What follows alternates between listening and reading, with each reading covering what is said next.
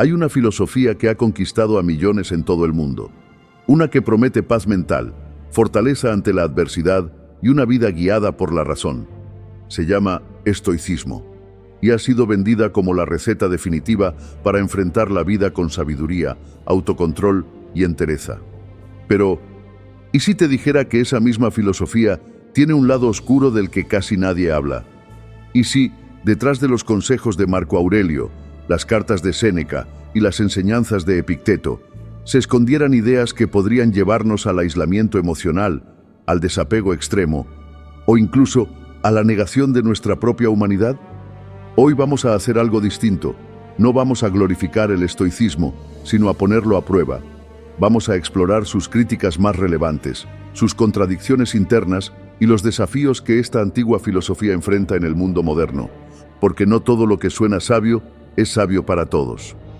En este video vamos a cuestionar si el estoicismo realmente ayuda a las personas, o si a veces las aleja de su propia sensibilidad.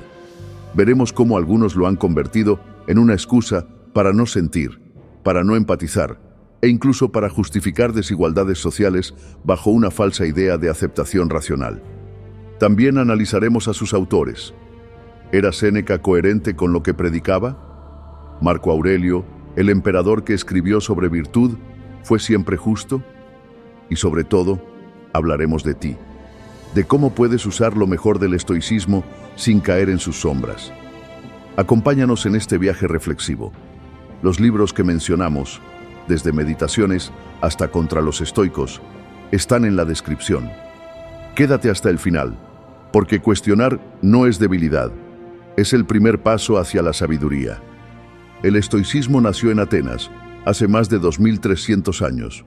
Surgió en una época de caos, conflictos y cambios profundos, y no por casualidad. Fundado por Zenón de Sitio, el estoicismo enseñaba que la clave para una vida buena no estaba en lo que ocurre afuera, sino en cómo lo interpretamos. Su esencia se basa en una idea poderosa. No podemos controlar el mundo, pero sí nuestras reacciones. Con el tiempo, sus enseñanzas fueron adoptadas y refinadas por figuras como Epicteto, un esclavo liberado, Séneca, un político romano, y Marco Aurelio, el emperador más poderoso de su tiempo. Tres vidas completamente distintas, unidas por la misma filosofía. La virtud es el único bien. El estoico ideal es alguien que domina sus emociones, actúa con razón y no se deja arrastrar por el placer ni por el dolor. Alguien que acepta la muerte, el fracaso y la injusticia con la misma serenidad con la que acepta una buena noticia. Pero ¿por qué esta filosofía antigua ha ganado tanta fuerza hoy?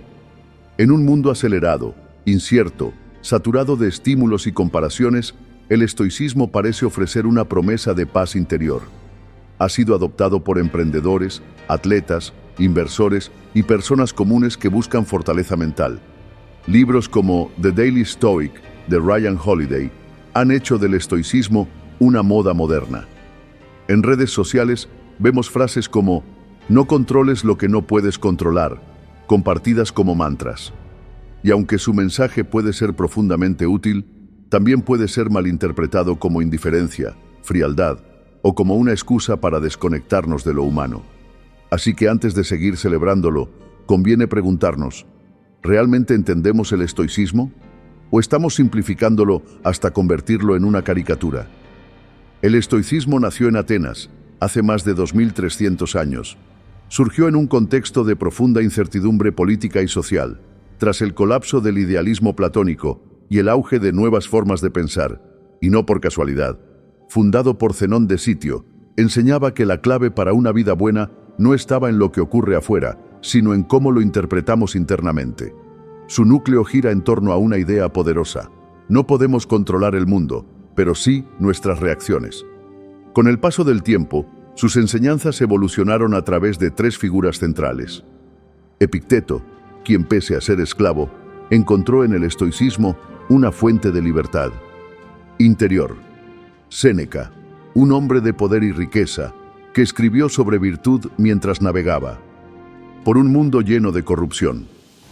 Marco Aurelio, el emperador que, en medio de guerras y tragedias, escribió Meditaciones, un diario personal que hoy inspira a millones.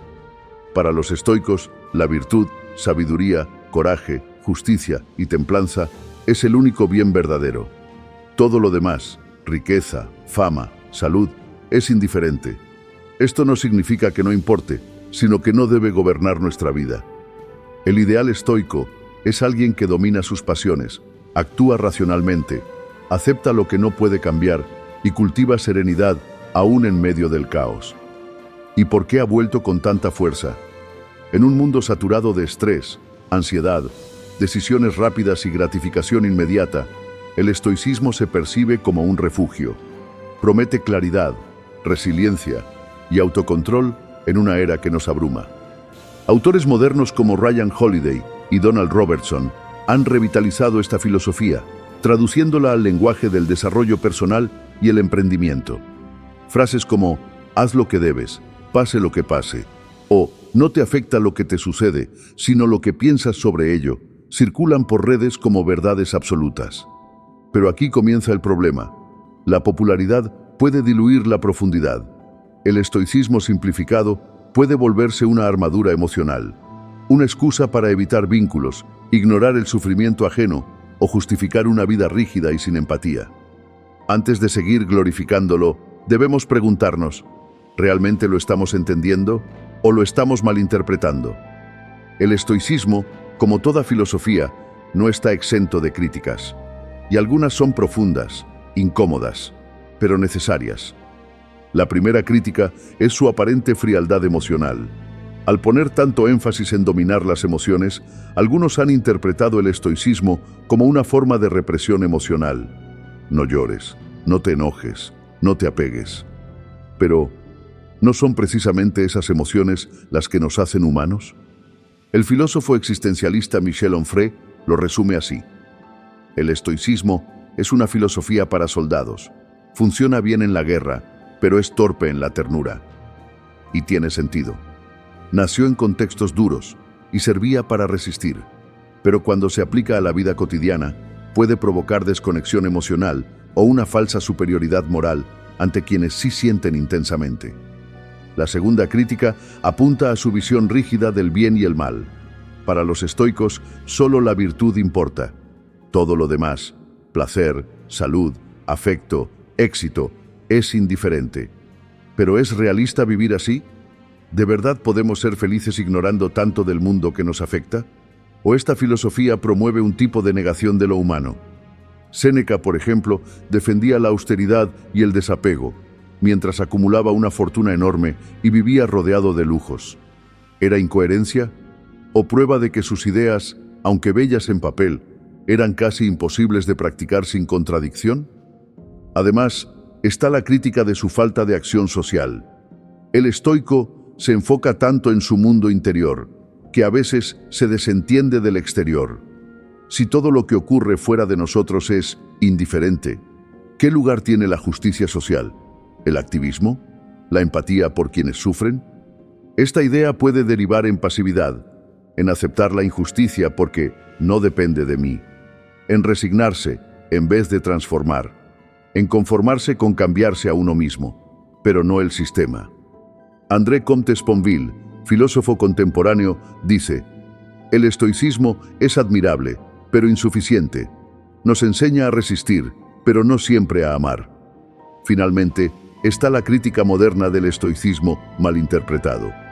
En redes sociales, muchos han convertido esta filosofía en una versión emocionalmente anestesiada del éxito, donde sentir es debilidad y el control absoluto es la meta.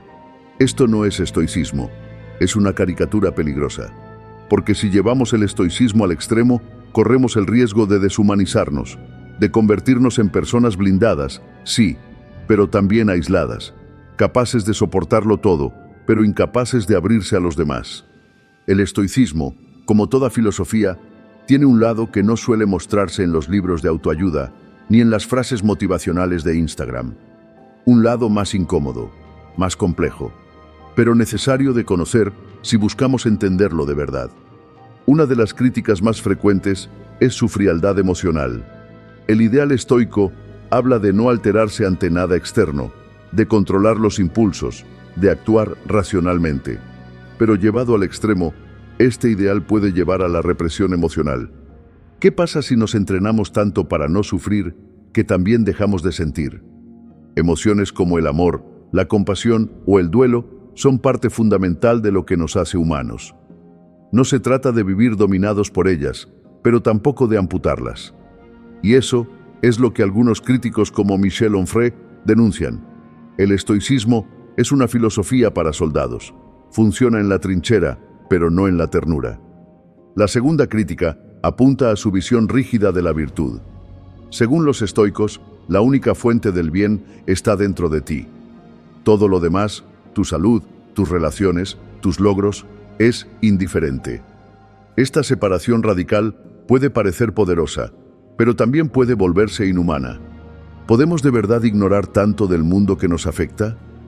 ¿No es eso una forma de desconexión con la realidad? Incluso dentro del propio estoicismo hay contradicciones. Séneca escribía sobre austeridad mientras amasaba una de las mayores fortunas del Imperio Romano. Marco Aurelio hablaba de virtud mientras ordenaba ejecuciones y guerras. ¿Es eso hipocresía? ¿O evidencia de que, en la práctica, sus ideales eran casi imposibles de sostener de forma coherente?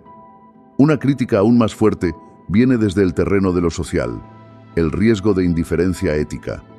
Si todo lo externo es irrelevante, ¿qué lugar tienen la compasión, el compromiso con los demás, la lucha por una sociedad más justa? ¿Puede el estoicismo ser una excusa para mirar hacia otro lado? Esta filosofía puede, sin quererlo, fomentar una especie de pasividad ética. Eso no depende de mí, se convierte en un escudo para no actuar, para no involucrarse, para resignarse. Como advierte André Comte Sponville, el estoicismo es admirable, pero insuficiente. Nos enseña a resistir, pero no siempre a amar, a soportar, pero no necesariamente a transformar. Finalmente, hay una crítica moderna crucial, el estoicismo convertido en marca. En el siglo XXI, el estoicismo ha sido adaptado, y en muchos casos distorsionado, para vender productividad, éxito e incluso masculinidad emocionalmente blindada. Lo que era una filosofía de vida se ha vuelto en algunos casos un producto de consumo. Frases vacías, remeras con citas de Marco Aurelio, reels con estética fría, que reducen ideas profundas a eslóganes. En esta versión superficial del estoicismo, la vulnerabilidad es vista como debilidad, el autocontrol se confunde con represión y la serenidad con indiferencia. Y eso puede tener consecuencias graves: aislamiento emocional, dificultad para establecer relaciones genuinas y una vida centrada solo en el rendimiento, no en el sentido. Porque el verdadero estoicismo no es ser de piedra, es ser fuerte sin dejar de ser sensible. Si perdemos eso, no estamos siendo estoicos, estamos siendo inhumanos. El estoicismo fue creado en un mundo sin redes sociales, sin capitalismo, sin ansiedad digital ni crisis de identidad. Sin embargo, ha sido adoptado como una solución moderna a todos esos problemas. Y aunque tiene herramientas valiosas, también enfrenta desafíos profundos cuando lo aplicamos al siglo XXI. Uno de ellos es el individualismo contemporáneo. Vivimos en una era donde la autosuficiencia se idealiza y la dependencia emocional se considera una debilidad. El estoicismo, con su mensaje de «no necesitas a nadie para ser feliz», puede reforzar esa narrativa hasta un punto extremo. ¿Dónde queda el valor del vínculo humano? ¿El poder sanador de la vulnerabilidad compartida?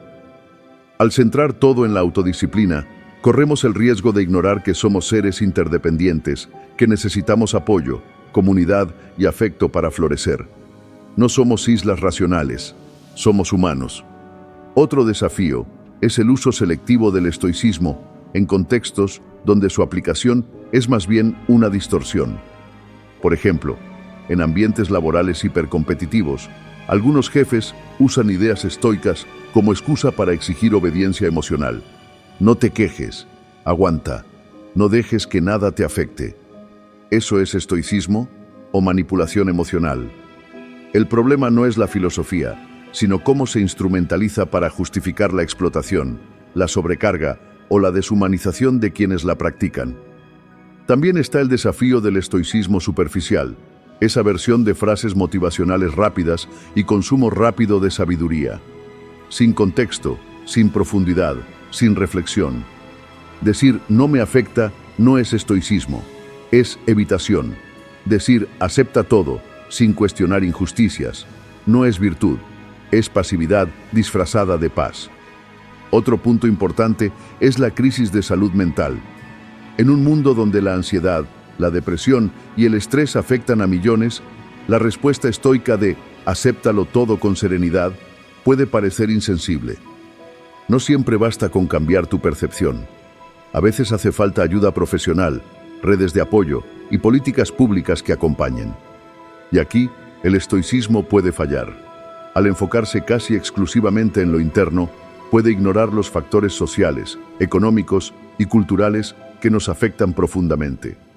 Porque no todo se trata de actitud, también se trata de contexto. Finalmente, está el peligro del autoengaño. Muchos creen que están aplicando el estoicismo cuando en realidad están reprimiendo el dolor, el miedo, el amor, la nostalgia. Y eso, tarde o temprano, pasa factura. El verdadero estoicismo no niega lo que sientes. Te invita a sentirlo, sin que eso controle tus decisiones. Es una diferencia sutil, pero crucial.